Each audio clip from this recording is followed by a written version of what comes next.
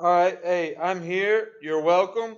Um, Back for another day of lecture with Mr. Robinson. So get excited here. I know you. I know I am, and you probably should be as well. Look, I'm gonna go through a few of these slides. Okay, these slides pertain exactly to the work that you are doing. I'm not going to be sitting here lecturing you, talking to you about stuff that you're not going to be doing work on. Okay, it's not how I operate. Um, but and also it's important because next week you're going to have a project on the stuff we're covering here with the West, okay? The Native Americans, all right? And I'm talking about this is the time period again, shortly right after the Civil War. So the Native Americans, the people that are moving to the West, all right? Homesteaders right here, okay? Which include cowboys, okay, but farmers as well, and then a group of people who had newfound freedom, right? Remember, this is right after the Civil War. Okay, what group of people just got their freedom right after the Civil War? Slaves. All right, former slaves. So I'm going to go through the slides here. I might tell a joke. We might work some of that in. Probably not. Just a strictly business today. So get excited. The Homesteaders, if this will show up. All right, boom, there it is. That's just the first slide. So the Homestead Act, all right, is what your assignment tomorrow is on. The Homestead Act, okay? I went over this in the last video. Homestead Act was passed in 1862, which is during the middle of the Civil War. But essentially what it did, okay, was it was an act that gave people 160 acres if they move to the west because the country's trying to settle the west. All right, they're trying to get people to move out there, trying to entice people to go out there. So remember, if there's stuff that's free, everybody wants something that's free, right? If it's valuable and it's free, hey, I want it.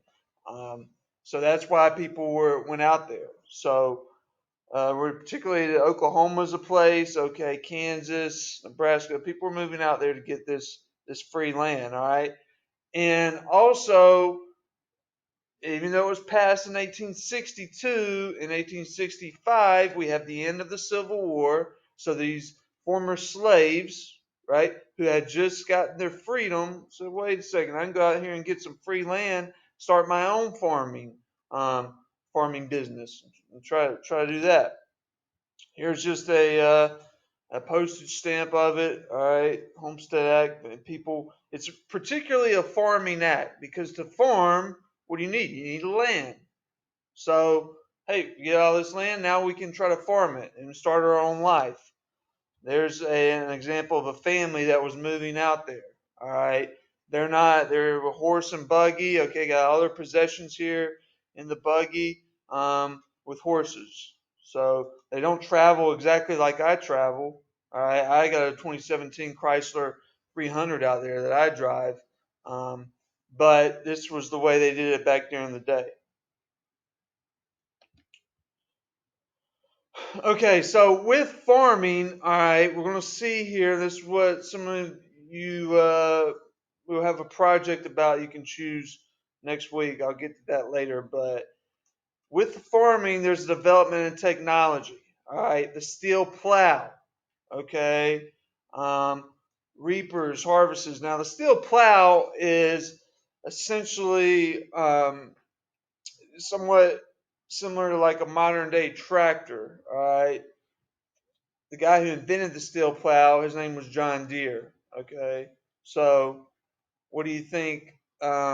The steel plow it correlates to a modern day tractor. Nothing runs like a Deere, right? So you have um, mechanical reaper. Okay, made it easier to harvest the crops, the wheat that was grown. And then when we get to ranching, we have the invention of barbed wire, which was a big deal as well. Now, I don't know about you if you know this, but your teacher is a big deal. Okay. So we're going to get to later in the semester, we're going to study something called the square deal. Teddy Roosevelt, and then the New Deal, Franklin Delano Roosevelt. All right, their policies as presidents. Okay, so those guys, Square Deal, New Deal. I'm the big deal. The Moral Land Grant. All right, this is again the government trying to encourage farming. Essentially, what a Moral Land Grant was it was land for and money for colleges to teach agriculture. So you have universities with A&M or A&T.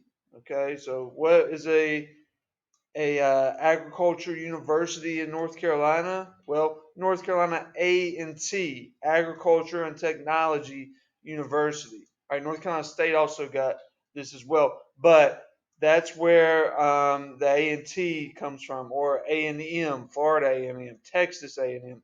That's where it comes from. Now, if you know anything about North Carolina A&T, it is an HBCU, Historical Black College University. Well, shortly after the Civil War here, most former slaves didn't necessarily have a skill set other than agriculture. So that's what they would study when they went to college, a lot of them. All right, railroad expansion. So there's another invention or technology is the railroad. In particular, this building of the Transcontinental Railroad all the way across the continent. All right, or across the country. And it allowed travel to be much more expedient. So here's life on the farm, all right? Now remember, this is in the Midwest, okay? The farm houses where people live were built out of sod. These are sod houses. Now, the way I normally show a video to the class, but you think sod houses were very sturdy. No, no, they weren't. Okay, sod house is not necessarily the most sturdy house and sturdy building. And now, if you remember the location, this is in the Midwest on the Great Plains. Well, what type of weather phenomenon occurs on the Great Plains more than anywhere else in the world? A tornado. Okay, tornadoes. So the way I kind of teach this to my students, I don't know. I played football when I was in school. And basically, that sod house stood about as much of a chance of standing up to a tornado as I played tight end, as a safety trying to tackle me after I catch a pass over the middle. All right, there's no chance of that safety tackling me one on one when I got the ball, when I caught a pass. Just like there's no chance that sod house staying up to a tornado in a direct path. So weather extremes, that's a big deal. Drought is a problem in the Midwest as well. All right, and then isolation. Remember, not many people had settled out there, so there weren't many people around to help you out in case you fell into trouble. There's an example of a sod house. Now I don't know. It looks like a longhorn is standing on top of the house, but again, that's not the most sturdy building to live in. The end of farming. All right. So with farming, and this is what we're gonna get to next week. All right. What do you need to start a farm other than land? All right. So we got our land because of the Homestead Act. But what else do you need? All right. You need labor. Okay. You also need materials such as the steel plow I was talking about, seed, things to maybe irrigate your crops. This farming is a full-time business. Okay, so if these people, we're going to go out here, this is their mindset. I'm going to go out here and start my farm, but I don't have any money, but I do have free land. Well, where are you going to get all these materials from? You're going to go in debt. All right. Well, what if you don't make that much money with your crops? Well, your debt keeps compounding, keeps going up. So now you're kind of finding out farming is not necessarily the best thing. It's not what I thought it was. All right, railroads coming through. All right, that's a problem with farming, as well as once you grow your crops, harvest them. Now you have to ship them. The railroads started overcharging for prices to ship the goods for the farmers. So I have all these crops I harvested, but now the railroad's charging an outrageous amount to ship them. So it's going to cut into my profit. Okay, so there's kind of some issues there with the farming that's going on. All right, this kind of gets into the Cowboys. I'm not going to spend a whole lot of time on this, other than in the East after the Civil War, there was an influx of immigrants coming in. So boom, a lot of people are coming into the eastern part of the United States. So you need more people, you need more food. Well, particularly what do a lot of people like to eat? A lot of people like to eat meat. Okay, so this cattle industry became a big industry. All right, so people are becoming cowboys, and they're slaughtering the cattle, and they're rounding up the cattle, slaughtering them, and making a big profit. So it became a big business. But it's just like farming, it started to decline. Okay, there were too many cattle. Also, once we have the invention of barbed wire, all right, there's no more open range, meaning the cowboys aren't going around herding cattle anymore. All right, it becomes a domesticated business. Because remember, if you have a barbed wire area, all right, the cattle can't get out. Barbed wire is still used today, but cattle can't get out if you have a barbed wire area. So now you can just have your own little ranch. All right. Now, I just want to address the last assignment real quick as far as the Dolls Act. All right, a few things in there. One, with the Dolls Act, okay, if the act was passed, but Native Americans could not necessarily read English or understand what was in the act. So, I mean, what do you think? What do you think that left them at the end of it? I'm gonna tell you like this. Let this be a life lesson, something that you hopefully you take this with you. Anytime you sign your name to anything, okay, whether it be a check, a marriage certificate, that's a big one. All right. An enlistment paper in the military. Make sure you know exactly what you're signing and what you're getting yourself into. All right. So a lot of times these Native Americans, they didn't know what they were signing. So they were tricked by the federal government. So they would sign, this land over, or maybe sign a consent form, but they didn't know what they were doing. All right.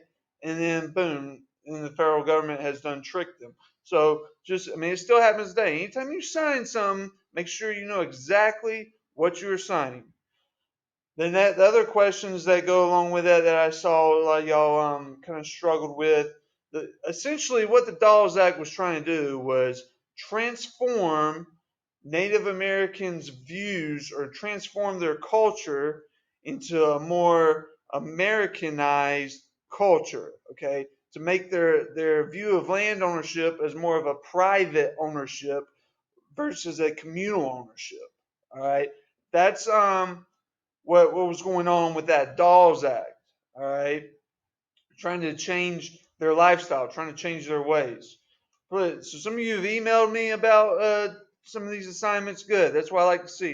I like to see you keep emailing me. I'll next week I'll get to, there'll be some more assignments, but there's going to be a project and probably a quiz next week as well. So stay tuned for that. I know you're excited for it because I am.